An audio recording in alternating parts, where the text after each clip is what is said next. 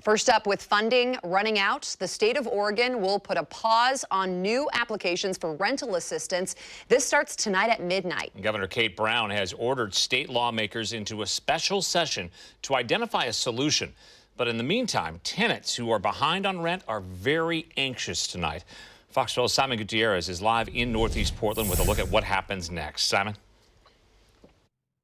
According to the state, only about half of the households that have applied for rental assistance have been paid so far. Those still waiting are wondering if they'll get help before their protections from eviction run out. We first met Michelle Hornbeck in mid-November. She's been waiting almost 3 months for the rental assistance promised by the state. And what's your anxiety level at right now? It's still way up here. But, I mean, what can I do? Oregon Housing and Community Services, the agency tasked with distributing $289 million in federal rent relief funding, has paid out 20,000 households so far. But 20,000 more applications for help are still being reviewed.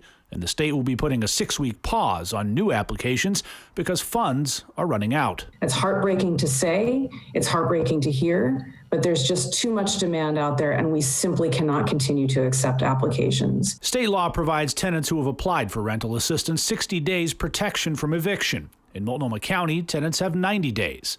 For Hornbeck, that means her window of protection is closing. I come from being homeless. I come from the streets. And that's someplace I just don't want to go back to. She's already planning on moving out of her Southeast Portland apartment because the rent is going up, but she doesn't want 4 months of unpaid rent standing in between her and a new home. All she can do now is wait. Have you heard any updates from the state about your application? No. In fact, if you go on the link, it still says payment in process. It's very frustrating, and it's very scary. And some of Hornbeck's friends have set up a GoFundMe account to try to help her with her housing stability situation.